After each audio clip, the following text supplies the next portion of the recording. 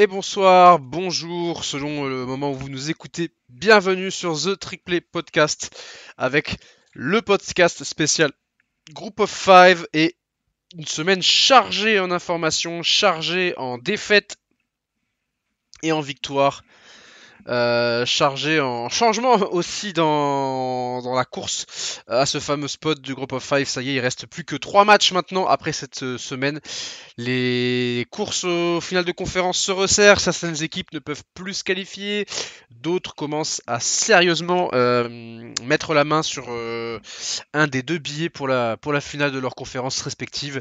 Bref, on a encore eu un super week-end de college football overall et surtout dans le group of five, et on va revenir plus en détail sur quelques matchs et survoler les autres résultats conférence par conférence. Mais on va commencer tout de suite par le plat du chef, le plat du jour, le main event, appelez-le comme vous voulez. C'était le match dans la nuit de vendredi à samedi, le match le plus important peut-être du group of five de la saison, entre, en tout cas à ce moment-là de l'année, à l'heure où l'on parle, entre Tulane et Memphis. Les deux équipes n'avaient plus le droit à l'erreur si elles voulaient espérer rallier la finale d'American, prérequis qui est, on le rappelle, indispensable pour s'offrir le spot en playoff.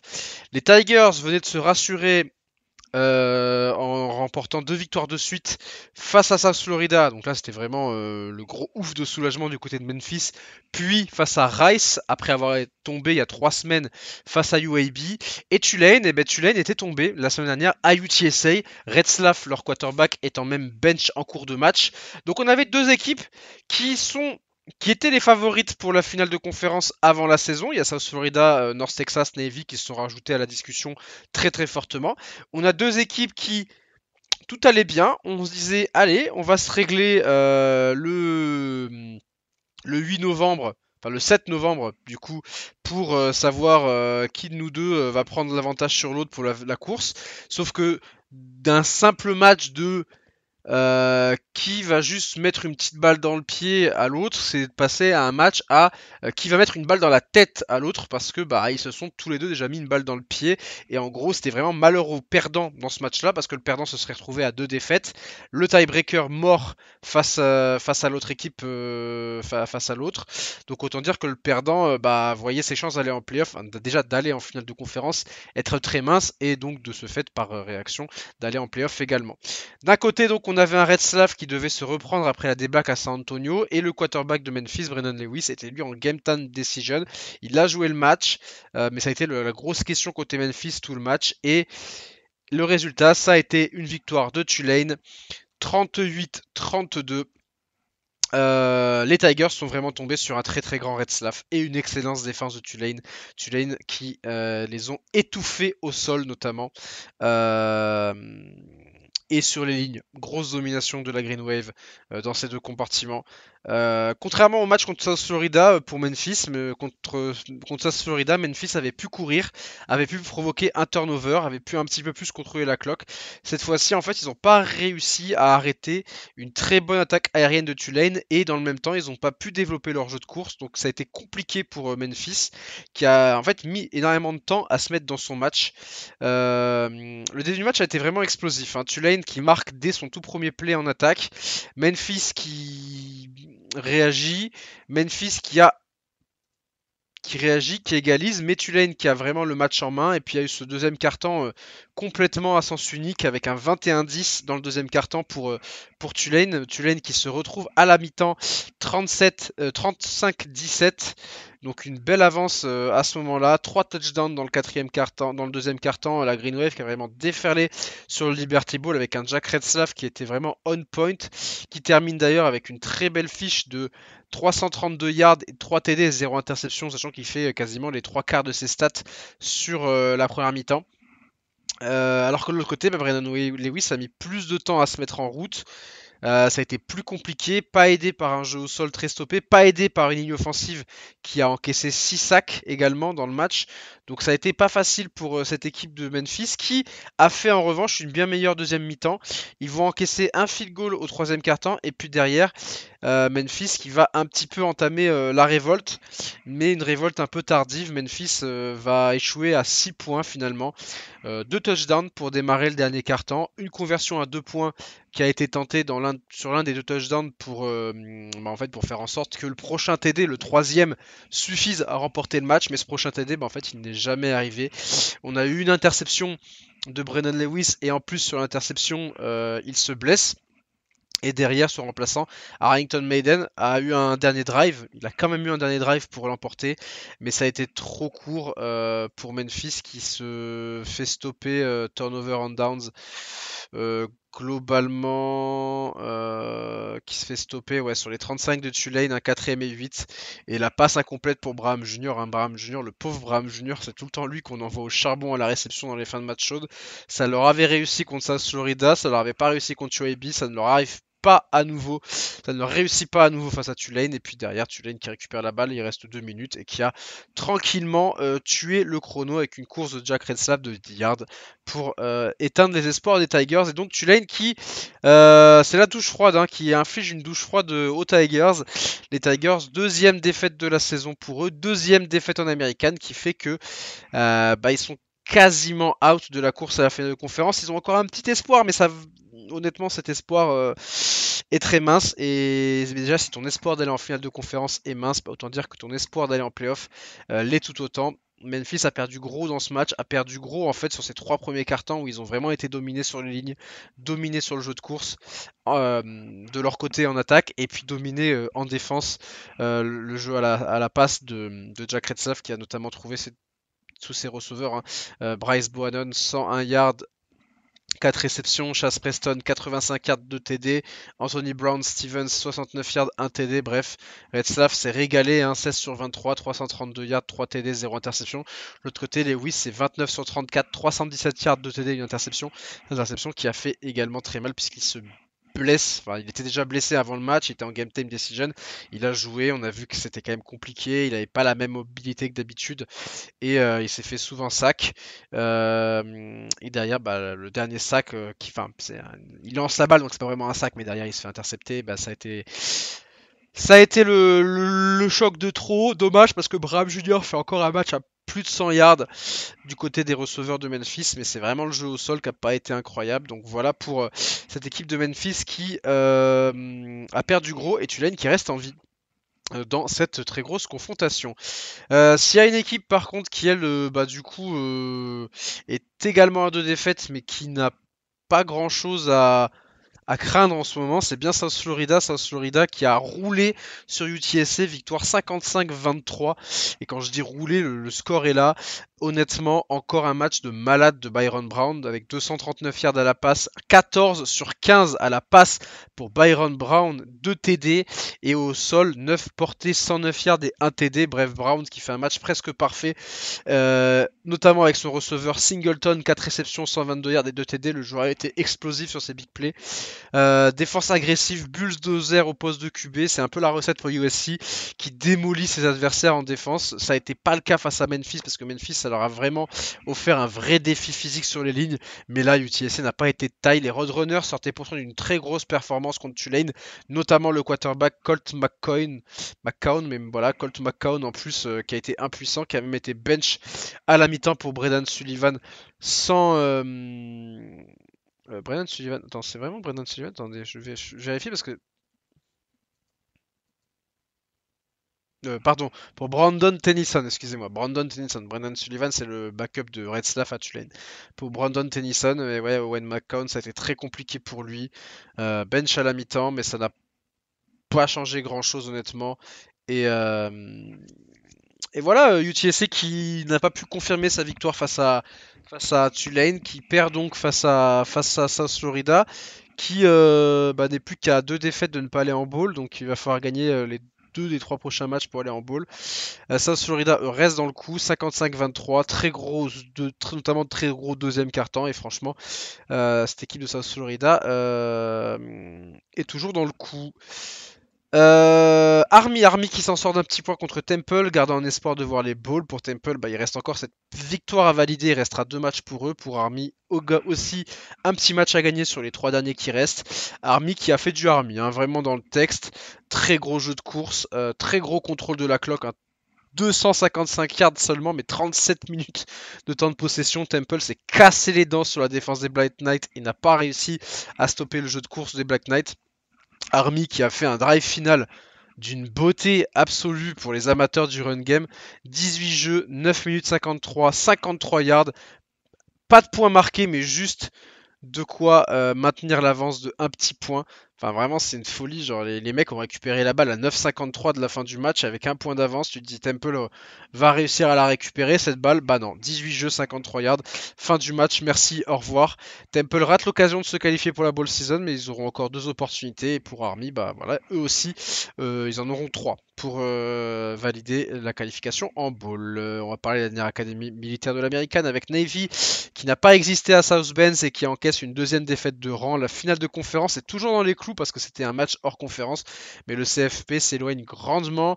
Ils n'avaient pas leur quarterback Blake Horvath et du coup c'était encore plus mission impossible. Bon, c'était déjà mission impossible de gagner à South Bend, mais sans ton meilleur joueur, bah c'était voilà. Bon bref, c'était impossible plus. En face, Notre-Dame a une attaque qui tourne parfaitement. Jeremiah Love est en lice pour le Iceman. Et sans Blake Horvath, bah, on voit bien que le jeu de passe, c'est vraiment pas ça côté Navy. Navy qui perd 49-10. Défaite logique face à une équipe bien plus forte et qui est habituée en plus de ce genre de match. Il y a même des questions qui se posent hein, du côté de la fanbase de Navy avec le college football tel qu'il est aujourd'hui. Le fait d'avoir un dossier absolument parfait, presque parfait pour aller en playoff. Est-ce que Navy doit encore jouer Notre-Dame tous les ans ou presque, par respect de la tradition entre ces deux équipes, c'est un match qui se joue quasiment tous les ans. Voilà, on verra, est-ce que ce match survivra au nouveau college football. La question se pose du côté de... c'est quoi le nom déjà? C'est Anna Porte.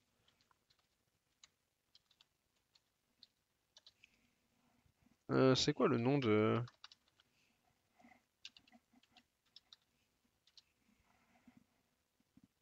Je sais plus, je connais plus le nom de la ville où est Navy, c'est Anna quelque chose, mais j'ai un trou.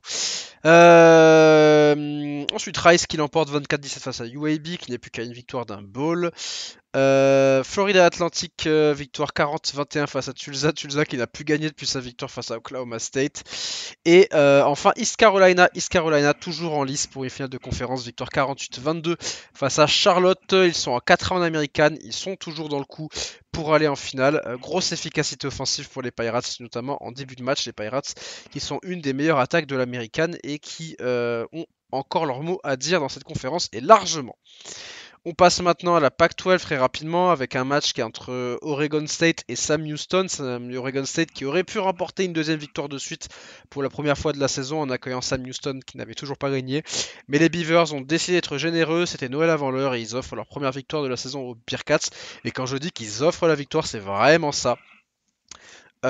L'équipe spéciale de Sam Houston a brillé, 2 touchdowns en fin de match pour forcer la décision avec un kick-off return et un punt bloqué et retourné. Pourtant, Oregon State a produit 2 fois plus de yards, mais à l'image du dernier drive, ils ont manqué d'efficacité en red zone, ils ont loupé un field goal, ils se sont fait intercepter 2 fois, fumble 1 fois, 3 turnovers on downs. Défaite 21-17 pour Oregon State qui, regardez un peu, les stats, je vais vous les dire tout simplement. Donc dans les airs, Barry Johnson, c'est 286 yards mais 2 interceptions. Au sol, ils ont fait 188 yards avec 2 TD pour Ron Curson qui est décidément bien seul dans cette attaque, mais il y a eu un fumble. Et en face, bah on a eu 2 QB qui ont joué 43 yards et 42 yards, un TD et une interception. Au sol, 72 yards, mais bon, voilà.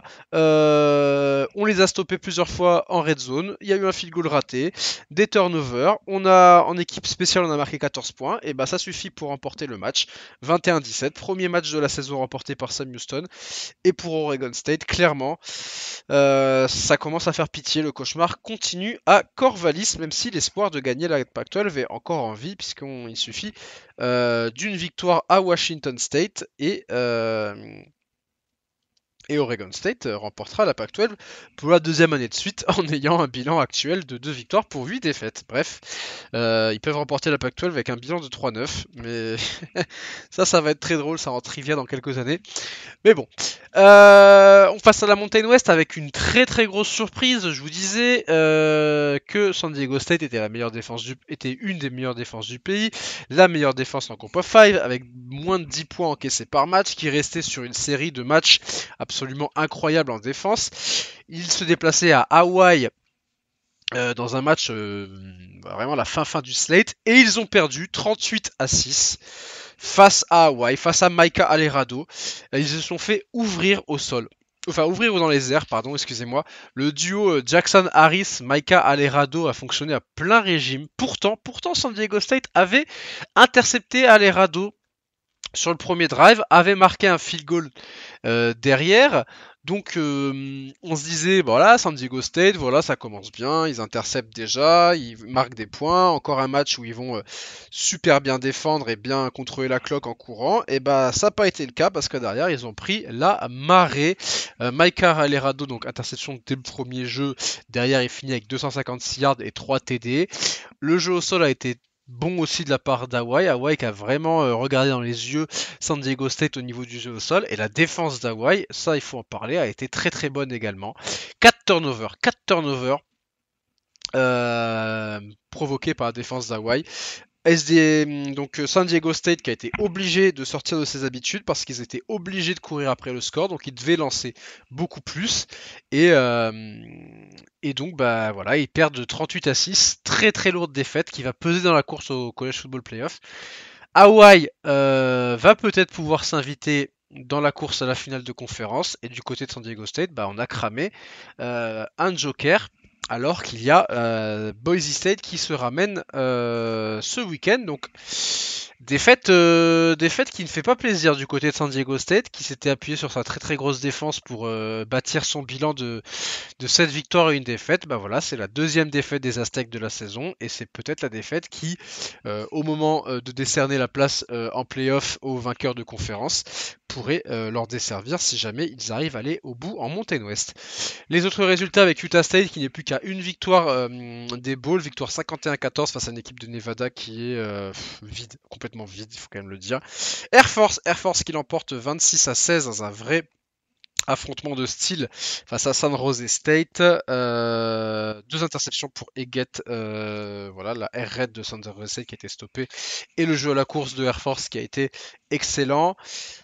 Et UNLV qui a roulé sur Colorado State 42-10. UNLV qui reste en embuscade dans une Mountain West qui n'a pas encore dit son dernier mot. Et à Colorado State, bah, on n'ira pas en bowl, mais bon, ça on s'en doutait déjà. Là aussi, on est sur un programme qui a vraiment coulé cette saison. À voir la suite de la saison pour Colorado State, mais bon, ça n'augure rien de bon, honnêtement. On passe à la MAC avec le début de la MACtion, c'était cette semaine. Il y avait un match de rivalité très important, la Battle of the Bricks entre Miami, Ohio et Ohio. Les deux équipes avaient une défaite en conférence, et donc c'était un match très important, un peu à la manière du Tulane Memphis, malheur aux perdants.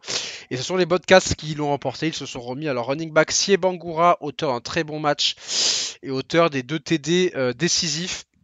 D'abord le TD du break dans le troisième quart-temps, puis un kick-off return de 97 yards au début du quatrième quart-temps. Un break que les Red Hawks ne referont pas dans le dernier quart-temps. Il s'est parti dans tous les sens, mais à l'avantage de Ohio qui scelle le match sur un touchdown de Rodney Harris de seconde sur une passe de Parker Navarro. Et ensuite la défense a intercepté Dequan Finn pour sceller le match. C'est cruel pour Miami Ohio qui a fait un match sérieux, mais qui a clairement craqué sur 3 big plays adverses. Donc la course de Sie Bangura, son kick-off return et le TD de Rodney Harris. Voilà pour Ohio qui l'emporte face à Miami Ohio, et qui n'écarte pas encore tout à fait les Red Hawks, mais pour les Red Hawks ça commence à devenir chaud puisque c'est leur deuxième défaite en conférence de la saison, et Ohio qui en plus se qualifie pour un bowl. Autre résultat avec Kent State qui était pas très loin de l'emporter face à Ball State, défaite 13-17 pour le Golden Flashes sur un touchdown en fin de match. Toledo qui a roulé sur Northern Illinois 42-3. Eastern Michigan qui l'emporte 27-21 face à Bowling Green, une équipe de Bowling Green qui enchaîne sa 4e défaite de suite. Et pour terminer, Akron qui roule sur UMass, victoire 44-10. UMass qui est donc la dernière équipe du pays à ne pas encore avoir gagné de match après la victoire de Sam Houston State face à Oregon State. On passe maintenant à la Sun Belt avec une équipe, James Madison, qui continue sur son rythme de croisière avec une victoire solide contre Marshall. Le score est de 35-23, mais il ne reflète pas la domination des Dukes en défense. Pas de turnover provoqué, mais ils ont souvent forcé Marshall à punt. Ils ont souvent été en contrôle dans le match. Très bon match du quarterback Alonza Barnett avec 3 TD et 270 yards dans les airs. Un petit peu moins bien au sol, mais ça a été quand même. Côté Marshall, il y a eu un très bon match au sol de Antoine Roberts avec 120 yards et 1 TD, mais le reste de l'offense n'a pas du tout été au niveau de son running back. Et James Madison qui remporte si je ne dis pas de bêtises, une 7e victoire de suite. Et la seule défaite est contre Louisville. Autant dire que James Madison commence vraiment à toquer à la porte des playoffs. Autre match intéressant, c'était entre Southern Miss et Arkansas State. Les deux équipes étaient invaincues en Sun Belt et dans leur en fait c'est le numéro 1 contre le numéro 2 de leur division en Sun Belt, et Southern Miss qui l'emporte 27-21 face à Arkansas State, mais ils ont peut-être perdu leur quarterback Braylon Braxton. Ce dernier qui était sur une bonne lancée est sorti en cours de match suite à une blessure au genou. Il est revenu pour réussir à clôturer la rencontre au moment où c'était un petit peu chaud parce que Arkansas State était en train d'entamer un petit comeback, mais il est blessé au genou, donc il faudra voir s'il pourra jouer la fin de saison dans les meilleures conditions. Mais ça a carrément été la défense qui a été le moteur des Golden Eagles avec 6 turnovers, donc 5 interceptions. Et c'est d'ailleurs la dernière interception du cornerback Amir Foster qui a scellé le match. Southern Miss toujours invaincu en Sun Belt et qui remporte une victoire importante contre un adversaire direct dans la division. Voilà pour Southern Miss qui ne gagne que de 6 points malgré 6 turnovers. C'est pas un super ratio, on va dire, mais bon, la défense a fait le taf. Les autres résultats en Sun Belt avec Coastal Carolina qui l'emporte 40-27 face à Georgia State. Louisiana qui garde son espoir de bowl en vie, victoire 42-39 face à Texas State. Les deux équipes sont à 6 défaites maintenant et n'ont plus le droit à l'erreur. Coastal Carolina, eux qui l'ont, donc je le disais, remporté contre Georgia State et qui se qualifie en bowl. Et puis Georgia Southern qui l'emporte 25-23 face à App State et qui là aussi garde un espoir d'aller en bowl. On va terminer avec la conférence USA maintenant. Conférence USA avec Missouri State qui fait tomber Liberty, victoire 21-17 sur le terrain des Flames, et Missouri State qui continue sa superbe saison puisque même si l'équipe ne peut pas jouer la finale de conférence ni les bowls, elle remporte son 6e match en 2025 et elle a d'ailleurs demandé aujourd'hui officiellement à la NCAA de lever cette inéligibilité pour pouvoir aller en bowl. On verra si la NCAA acceptera, mais c'est pas la première fois qu'on a une très bonne équipe de FCS qui débarque en FBS et qui casse tout dès le début. Il y avait James Madison aussi et Jacksonville State de mémoire qui avait aussi demandé une dérogation. Il me semble en plus que les deux l'avaient obtenu. Donc à voir si c'est accepté pour Missouri State. Mais en tout cas Missouri State, bon voilà, ils ne jouent pas la finale de conférence. C'est dommage parce que ils ont un bon bilan en conférence. Mais voilà, belle victoire face à Liberty. Malgré le bon match d'Evan Dickens, le running back des Flames qui fait 128 yards et 1 TD, Missouri State a amorcé un comeback dans le dernier quart-temps. Ils ont marqué 2 TD et provoqué un fumble et une interception pour remporter le match. Voilà, Missouri State. Une des belles surprises venues de FCS parce que il y a également Delaware qui continue aussi leur victoire face à Louisiana Tech. Ils étaient menés 24-16 après le pick 6 de Jacobs Fields sur Michuki. J'adore son nom, il a incroyable le nom du QB de Delaware. Qui fait quand même un bon match, 304 yards et 2 TD. Malgré ce pick 6, il y avait 24-16 donc pour Louisiana Tech. On se disait, voilà, Louisiana Tech, ça y est, ils vont enfin retrouver le chemin de la victoire. Eh ben non, parce que il y a eu un très bon drive de moins de 2 minutes pour revenir à 2 points. Ensuite, un onside kick qui a été réussi par le Blue Hens et ça les a mis en position pour marquer le field goal de la victoire. Delaware qui est proche du 50% pour sa première saison en FBS. Ils n'ont plus qu'une victoire à remporter. Et donc peut-être qu'eux aussi demanderont à aller en bowl. Et Louisiana Tech, eux, ils se sont complètement écroulés sur la deuxième partie de saison avec 3 défaites sur les 4 derniers matchs. Voilà, voilà, voilà. Et sinon, le grand leader de cette conférence USA, il y en a deux. Il y a Jacksonville State qui a roulé sur UTEP. Enfin, roulé sur UTEP, non, en fait, j'exagère. Enfin, qui a roulé avec un jeu au sol encore une fois très solide, de 275 yards. Ça a été un beau duo quarterback running back au sol avec Kaiden Krill qui fait 134 yards au sol et Cam Cook 127 et un TD. Jacksonville State qui l'emporte 30-27 face à UTEP sur un field goal quand même. Field goal puis turnover on down. Ça n'a pas été complètement facile pour Jack State face à un adversaire qui était pourtant largement à leur portée. Mais voilà, Jacksonville State continue à être invaincu en conférence USA, se qualifie en bowl. Et l'autre équipe toujours invaincue en conférence USA, c'est Kennesaw State qui l'emporte 24-21 face à New Mexico State qui a bien géré, qui a fait l'essentiel de son score, enfin tout son score même en première mi-temps, qui aurait et qui l'emporte sur un field goal loupé de New Mexico State en fin de match. New Mexico State qui était à un field goal raté d'emmener les Holes en overtime. Mais voilà, les Holes continuent à être invaincus et sont sur l'or. Je vais regarder Kansas State, c'est combien de victoires de suite pour eux là? C'est leur 7ème victoire de suite cette saison. Et du côté de Jacksonville State, c'est leur 4ème victoire de suite. Voilà les deux équipes les plus en forme en conférence USA cette année. Florida International qui l'emporte 56-30 face à Middle Tennessee, là encore un des programmes putrides de l'année dans le college football. Et puis voilà pour les résultats. Petite apartie sur Yukon. Yukon qui fait une très bonne saison et qui l'a remporté 37-34 face à Duke. Avec un homme, Joe Fagnano, le quarterback de Yukon, 311 yards, 3 TD, 0 interception. 0 interception, c'est le nombre d'interceptions dans l'année pour le quarterback. Il ne reste plus que 2 matchs et il ne s'est pas encore fait intercepter cette année. Yukon qui est en 7-3, les 3 défaites sont en overtime. Et là, c'était une belle victoire face à Blue Devils avec une très bonne attaque, une très bonne défense. Bref, cette équipe de Yukon peut viser les 10 victoires pour la première fois depuis 1998 et sont à surveiller. Ça risque d'être un peu court en revanche pour accéder au bowl, mais est-ce que c'est une équipe qui pourrait être dans le top 25 à la fin d'année? Affaire à suivre. On va pouvoir parler maintenant de la course au playoff et il y a encore eu énormément de changements donc avec tous ces résultats et des équipes qui ont perdu très gros cette semaine. Memphis était leader du groupe of 5, ils ne le sont plus et on peut même dire qu'ils ne sont même plus dans la course ou presque. La défaite contre Tulane et surtout le fait qu'il faudra désormais un miracle pour aller en finale de conférence font que les Tigers sont quasiment out de la course. Tulane, eux, ils y sont encore, tout comme South Florida et North Texas qui étaient en bail. Navy, eux, enchaînent une deuxième défaite de suite, ce qui les élimine plus ou moins de la course au playoff, parce que même en remportant la conférence, ce qu'ils peuvent encore faire, je pense que malheureusement, le dossier va pas être assez rempli.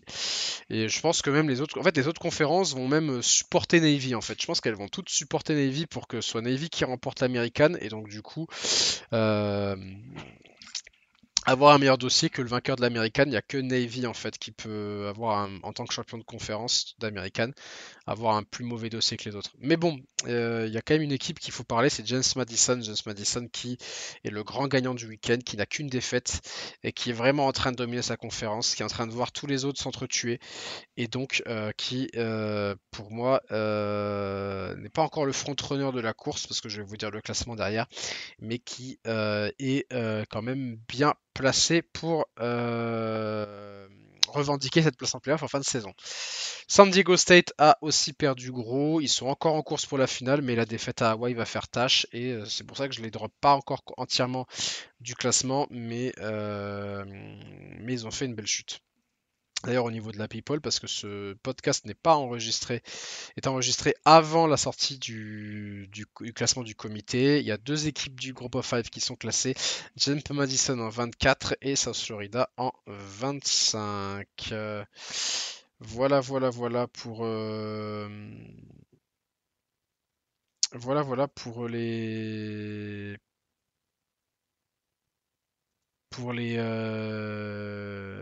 playoff. Donc en gros, Navy, je les mets plus ou moins out de mon classement qui se resserre maintenant entre 7 équipes. Je mets South Florida en numéro 1, North Texas en 2, James Madison en 3, Tulane en 4, San Diego State en 5, Memphis en 6 et East Carolina en 7. Voilà pour le classement. Je laisse encore Memphis, je les mets encore contre East Carolina, mais vous allez voir avec le planning de la semaine que cette question va être rapidement réglée.